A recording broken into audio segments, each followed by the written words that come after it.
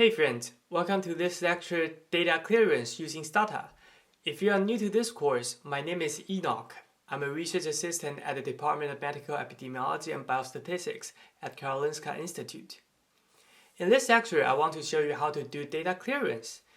If you have no experience on this, that is totally fine. The only thing required here is that you need to have Stata to be able to reproduce all the examples demonstrated in this lecture. Otherwise, you can still just watch the videos to get a big picture of data cleaning. The teaching materials here are based on alums teaching on Applied Epidemiology before. Some other resources can be found below as well. First is the outline for today. I will start from telling you how to set up a working directory in Stata, how to import and save data, and how to manage datasets and variables. First, you need to set up the working directory. Before starting to write any code, you have to make sure where your working directory is. In Stata, you have two ways to know the location of your working directory, either CD or pwd. If you want to change the working directory, it's easy. You can just call CD with the root in the quotation marks.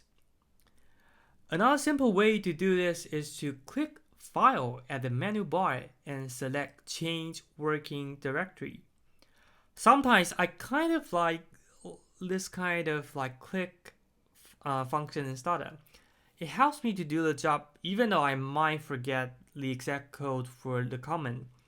However, I still suggest that once you click it, it would usually generate a code and you have to copy and paste the code that you generated after you click the item. And next, we are gonna talk about how to import and save the data. There are different file types that could be imported into Stata. If using Excel, CSV text files, you would call import or infile. For Stata, its own file type .dta data, you can just call use. For SAS, that would be fdofs. And probably there are some other files that are not listed here you would also like to import. Please just use the help command or Google how to import it as well. Then, usually in Stata, if you want to save the data, you will save it as .dta. Remember, if you call replace, it means that the original file will be replaced by the latest file. Otherwise, you will just generate a new data set, but at the same time, keep the old one as well. So you have the opportunity to go back. And then next, we are gonna go into manage datasets. The first one is merge. Merge adds new variables from the second dataset to the existing one. For example, if you have variable 1, 2, 3, using the merge function, you can add more variables, such as variable 4, 5, 6. You are making the dataset wider. The number of observations will be the same, they will not change, whereas each of them have more columns, more variables. The other useful command to manage dataset is append. Append makes a dataset longer by adding more observations. For example, if you have patient 1, 2, 3 and append another dataset, you will obtain patient 4, 5, 6 as well. However, the number of the variables, that is the number of the columns, will remain the same. That is why I said we are making the dataset longer, not wider, while we are using append. When you first get a dataset, you would like to get a basic understanding of this dataset, then using summarize. If you call summarize in Stata, Stata will summarize all the variables you have. However, the example here, I specify age after summarize. That is summarize age. Then I would only obtain the number of observations, mean of age, standard deviation, and the range minimum and maximum as well. Another simple command to know your dataset is describe. Describe a variable would output a name, label, and a type of it. This is a really useful command when you want to take a quick look on the variable itself. Codebook basically functions as a combination of summarize and describe. You can imagine that it is a more detailed version of the command summarize. Please just refer to the results below. List. This is easy and quite intuitively as well. List would list all the observations specified. The example here is list age if age is less than 50. The Stata will list all the observations with age less than 50. We just finished how to manage datasets. We then move on to the next level, how to manage variables. We first need to know the most common variable types in Stata are numeric and string. Numeric variables have values that are numbers, and string variables in general are variables that contain not just numbers. Some program will require you to put either numeric variable or string variable in order to run the command. That is why you need to understand how to change the type of a variable. Basically, you use the string to convert string variables to numeric variables. On the other hand, you use toString to convert numeric variables to string variables. Let's move on. Drop and keep.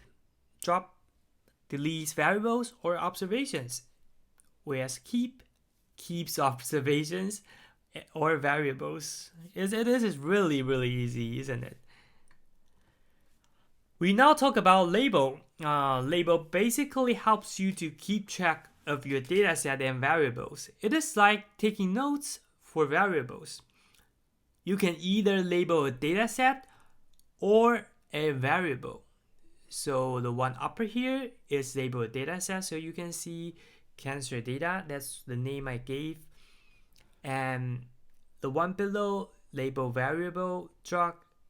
So in the variables window, you can see the label I gave it. Another function of label is that first you have to label define and then attach a label using label value. For example, if you first label define drug, 1 is placebo, 2 mild, 3 strong, and then you label values, drug with drug label. So if you view your data here, for example, you click on drug, the value is still 1, but it has already been labeled with placebo. You see the value is 1, but it has been labeled with placebo. Here, we are gonna talk about rename, recode, generate, and replace. First, rename a variable, you will change the name of the variable. Recode a variable will change the value of the variable.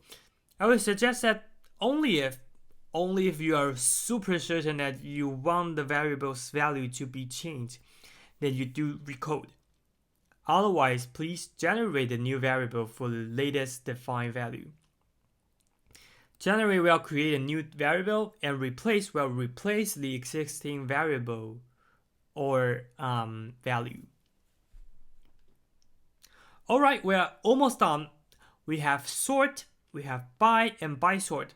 These three are used for reordering the data. You can play with them at your own do file and compare the results. You will see the difference. Quite easy, so I'm not gonna elaborate too much here. And if is used to select a certain condition. In is used to specify a certain condition to select, like the examples here. Again, all the syntaxes you use in this lecture, they are in below, so you can all see what I've done and try to play with that on your own. Okay, great. And this is just some operator of something that you can look into. And I think this is the last slide. And it is actually just for your convenience to know the functions of different operators. I specifically want to illustrate single equal sign and the double equal sign. The single equal sign means setting equal operator. For example, you generate sex1 for observation. And on the other hand, a double equal sign is to test whether two sides are equal or not.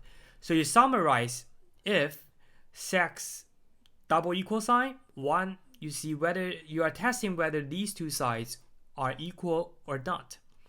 It's quite easy to, sometimes I would also feel confused that now I should use single equal sign or double equal sign, but you can always ask yourself what you are gonna do. Are you setting an equal operator? Then that would be a single one. Are you testing for equality at both sides? Then that would be a double one. The syntaxes used in this lecture can be found below. Please just take a look if you want to reproduce the analysis or just have fun. Hey,